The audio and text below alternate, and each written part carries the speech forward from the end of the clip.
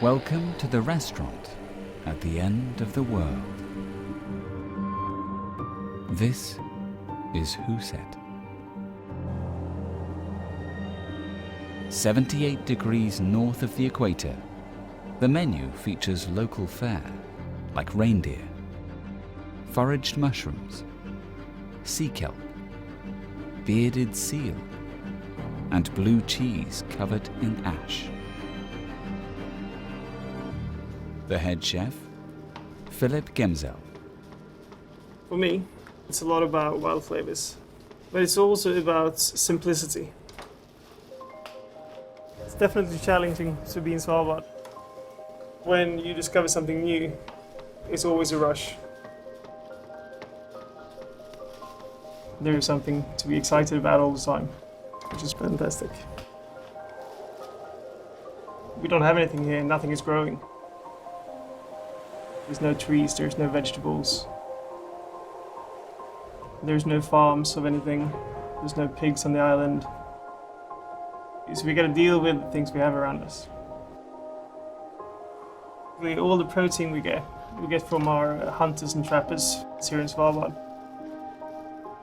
All the fish that we use, all the chefs goes fishing together with the fishermen. It's a different respect to what you do, really. The lack of resources has served as inspiration to dream up new tastes, textures, and ingredients. It's about making whatever you have taste as good as possible and focus on that ingredient. This is Svalbard reindeer. It's lightly smoked, served with an onion vinaigrette that we make with Norwegian ice wine.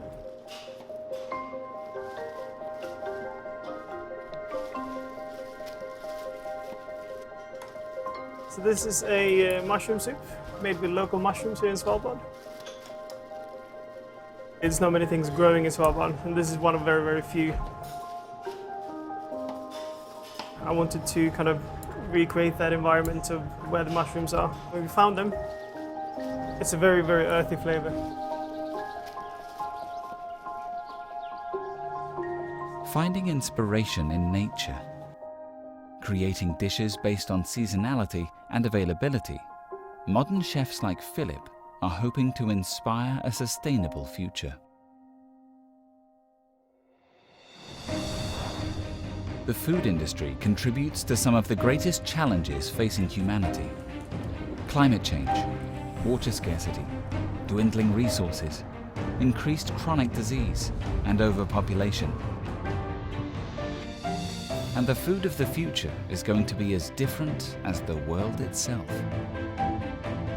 As cooks, scientists, foodies, and citizens begin to look forward, what will be the future of food?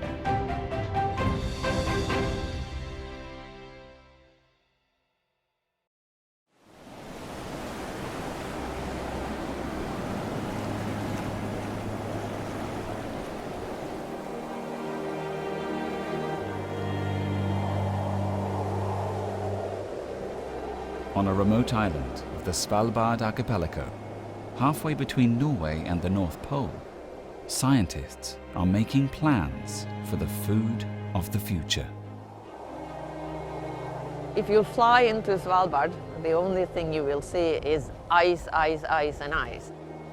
If you are lucky, you might see one of the 3,500 polar bears. I'm pretty sure you will see some of the 12,000 funny-looking reindeers that live here. But except this, there's really nothing much in Svalbard. Nothing grows here. Except we then have the Svalbard Global Seed Vault.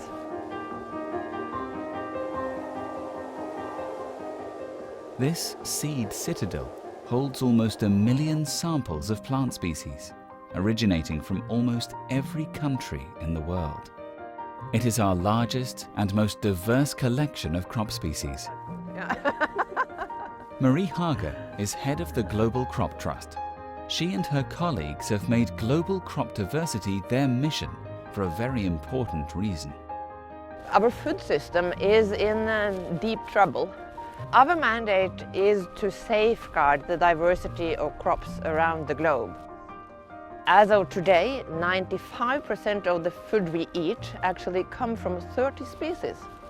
60% of calorie intake comes from only 3 plants, from rice, from wheat, and from maize. This makes us extremely vulnerable. We have a desperate need to develop a food system that is more sustainable and more resilient. The Svalbard Global Seed Vault is one piece in the global puzzle we are putting together to safeguard crop diversity.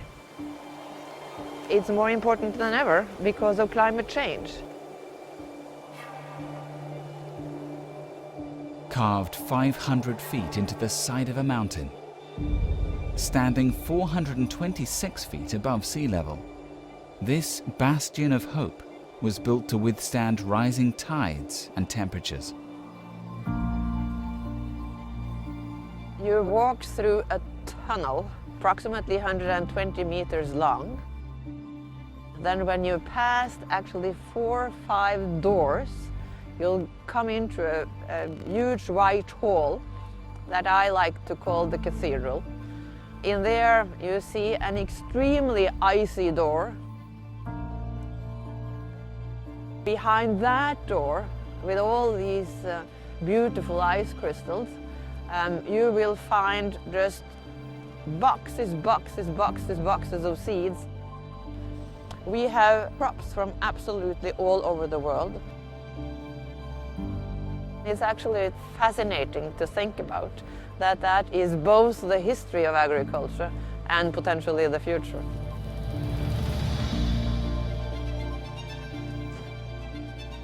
Contained in each of these boxes are seeds, which represent nearly 12,000 years of hard work by our farming forefathers and mothers.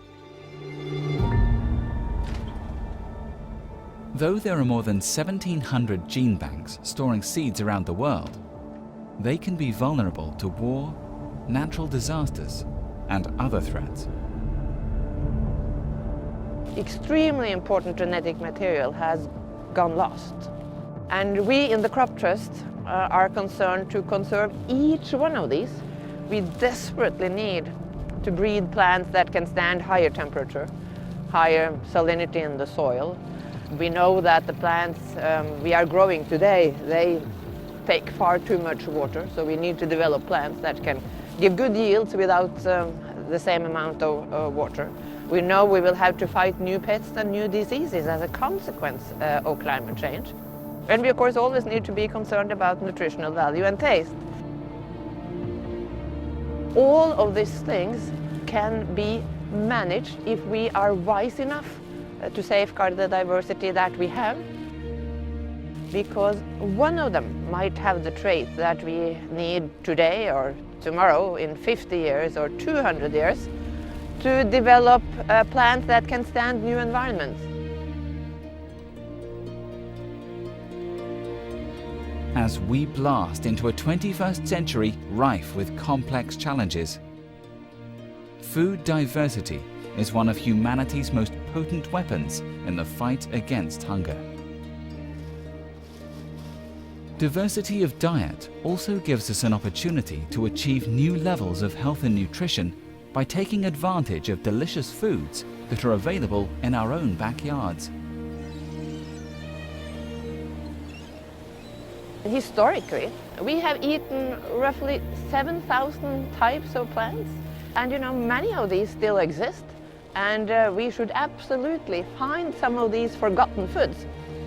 Many of them are exciting, they can have high nutritional value, and as a chef, a cook, somebody who cooks dinners for your family every day, it could give a lot of inspiration.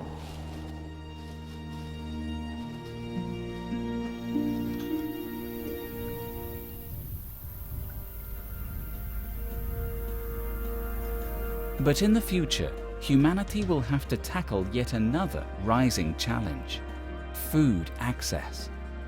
By 2050, it is projected that 70% of the world's 9.7 billion people will live in cities. So who will be growing our food? Throughout the world, hungry young entrepreneurs are tackling this problem. By engineering solutions for the future, they are blurring the lines between the rural and urban approach to food. New York City. Ask any New Yorker.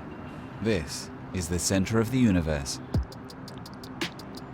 An archetype of all things metropolitan. Even weeds struggle to grow in this tough environment. But a new revolution is blossoming here.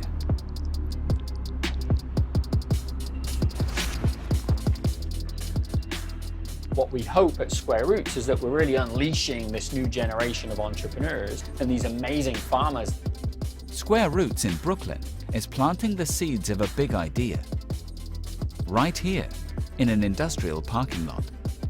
Business people, like Tobias, are trying to change how people get their produce. People want local food. And with 70% of the world's population to live in cities by 2050, entrepreneurs will need to find a way to satisfy urban demand. Square Roots is really an attempt to bring local, real food to everyone.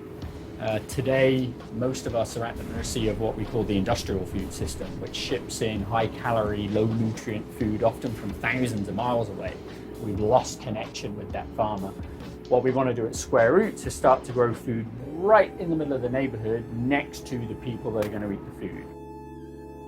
We're sat inside of a 320 square foot shipping container right now. It's a standard 40-foot shipping container. This was probably on a boat to China 2 years ago. We've been able to refurbish it and turn it into a farm. We're growing vertically and then racking our fields vertically, which means we're essentially growing food in 3 dimensions instead of 2 dimensions. We're probably growing about the equivalent of a 2-acre farm's worth of food in here. Right now, Square Roots is a collection of 10 shipping container farms that house over 50 different products, including kale, basil, mint, and even strawberries. And there are companies transforming agriculture on an even bigger scale. Industry giant AeroFarms is located right across the river from Manhattan. We're standing here in Newark, New Jersey. This is actually in an old steel factory. We are actually the largest vertical farm in the world. We started AeroFarms inspired by some of the world's challenges in water. 70% of our world's water, fresh water, goes to agriculture. 70% of our water contamination comes from agriculture. So if one wants to solve water, one has to solve agriculture. AeroFarms is applying cutting-edge technology to the ancient traditions of farming. They use a form of hydroponics they call aeroponics. Through clever engineering, the team has built an indoor farm that uses 95% less water than field farming, 0 pesticides, and they grow 365 days a year. We grow without sun, without soil.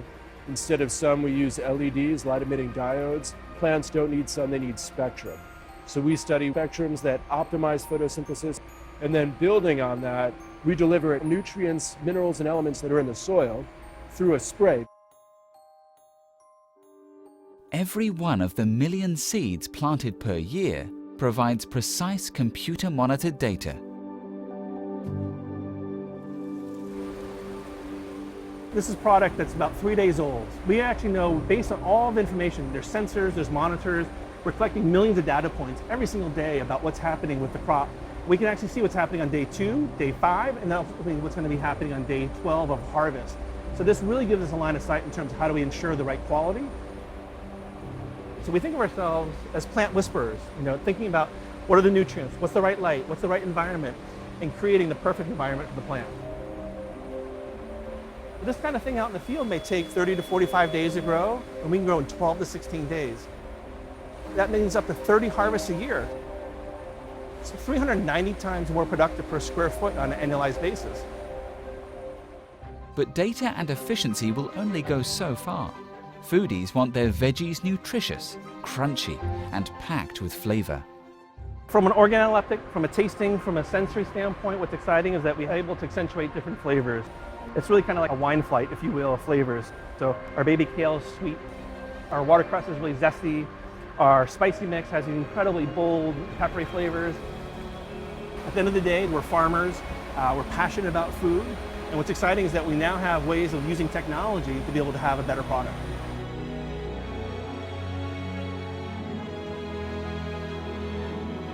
But let's face it, as delicious and healthy as greens are, humans crave protein.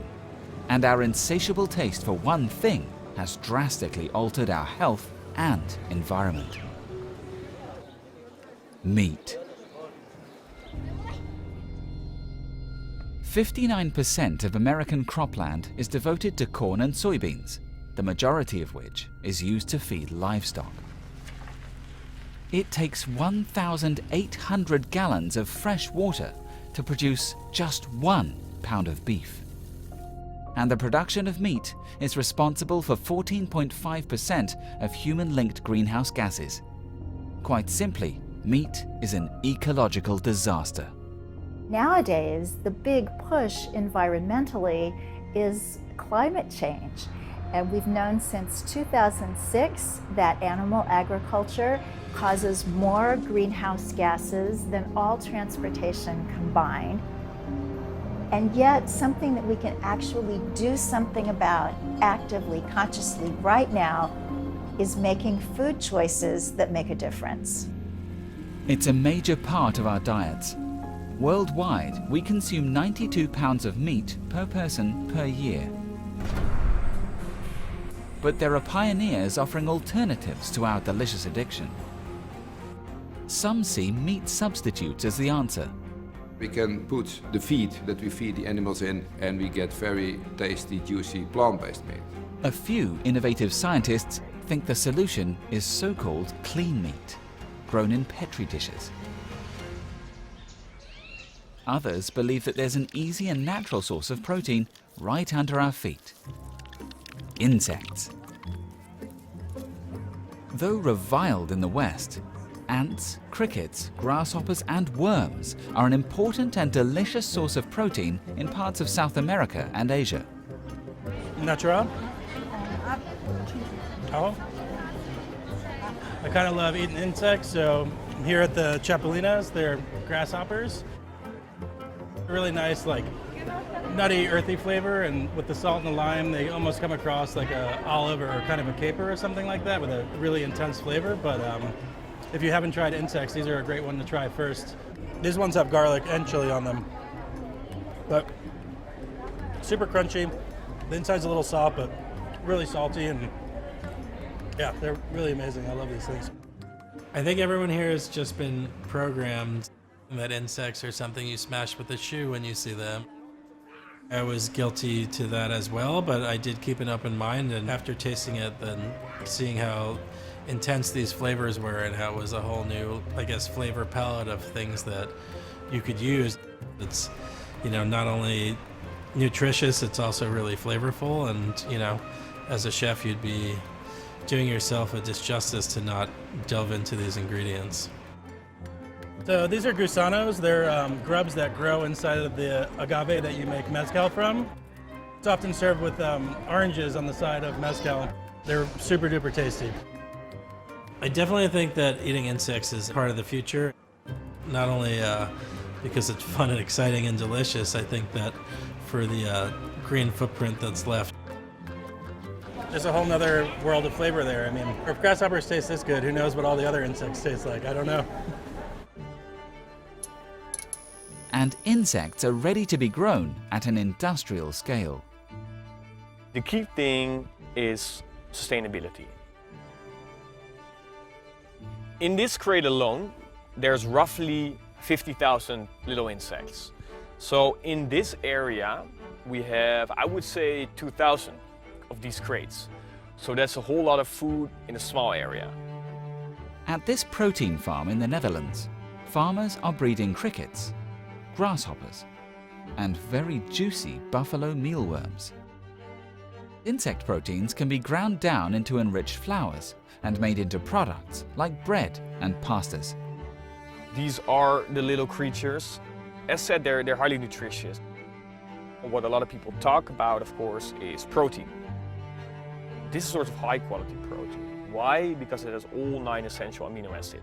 Then when you look at other micronutrients, so vitamins, vitamin B12 for example is a very interesting one, because if you're a vegetarian and you say, look, I want to eat less meat or I don't want to eat traditional meat anymore, this could be a very good alternative. Unsaturated fats, that's also a big one if you compare it to traditional meat. The fats in the insects are healthier. And then of course you have certain minerals. Think about iron, think about zinc. You don't use antibiotics, hormones or pesticides. And really that's a major one, because that's a big, big issue in traditional livestock. And it's not just the nutritional value of insects, which has food entrepreneurs excited. Insects are a sustainable source of protein because they are very efficient in terms of feed conversion. They don't use a lot of feed. They're very efficient in terms of water. They don't use a lot of water. They're very efficient in terms of land use. They don't use a lot of land. And they don't produce a lot of greenhouse gas emissions. Insects may sound like a strange staple of the future. However, these alternative sources of protein could have a positive impact on both our health and environment. But many pioneers think that taking environmental and ethical action one step further is the key to saving the future of food. Approximately 5% of the US, or 16 million people, are vegetarian. About half of those are vegan, and this number is rapidly growing. The reasons for going vegan rest on a three-legged stool. We start with animal compassion. This was where veganism began. Then, a low-fat, plant-based diet is the only way of eating that has ever been shown to reverse coronary disease, and we know that heart disease is the #1 killer of both women and men in the United States and much of the developed world. Then the third is the environment. A revolution in veganism has exploded onto the scene, and it's no longer for a select few. That's the message of 30-year vegan and author Victoria Moran. We're not all celebrities. We're not all people who look like we could be on the cover of a Sports Illustrated swimsuit issue. We're also not leftover hippies and leftover punk rockers. We're all kinds of people. As a health educator and vegan coach and author, I advocate a high green, high raw, high energy kind of lifestyle. It means that we're having lots of beautiful, colorful food. And we know that the antioxidants, those great phytochemicals that are supposed to ward off degenerative disease, are found in the colors of the fruits and vegetables. Your shopping cart and your plate should look like a Christmas tree, mostly green with splashes of other bright colors. So you want to have lots of raw foods, lots of fruit, and beans. Beans are amazing. And interestingly enough, dark leafy greens pack a nutritional wallop, actually have per calorie as much protein as beef. Evidence of the importance of the plant-based diet goes back decades. The China study was called by the New York Times the Grand Prix of epidemiology because it was the biggest look at human nutrition ever taken. It was a 20-year study that started in the lab at Cornell with Dr. T. Colin Campbell. The takeaway from the China study that even the researchers did not expect was that the more animal food consumed, the more disease. The more plant foods consumed, the more health. Based on this scientific evidence, Dr. Campbell proposed a golden rule for eating. The term whole food plant-based diet was coined by Dr. T. Colin Campbell. It means a diet based entirely on whole foods from the plant kingdom: vegetables, fruits, whole grains, legumes, beans, and some nuts and seeds. The benefits of this diet are evident in some of the world's longevity hotspots. Places like Greece, Costa Rica, Sardinia, and Japan. In rural China, many 70-year-olds have the same blood pressure, 110/70, as the average 16-year-old American. In rural Kenya, where the population only feasts on meat on very rare occasions, blood pressure actually goes down with age, instead of up. Each of the longest living people in these areas enjoy a diet largely made up of whole grains, vegetables, soy products, and aquatic protein. These diets are simple and are linked to our past. A move back towards a predominantly plant-based diet and away from a meat-focused industrial system would be a huge step in alleviating many of the health and environmental problems we are battling today.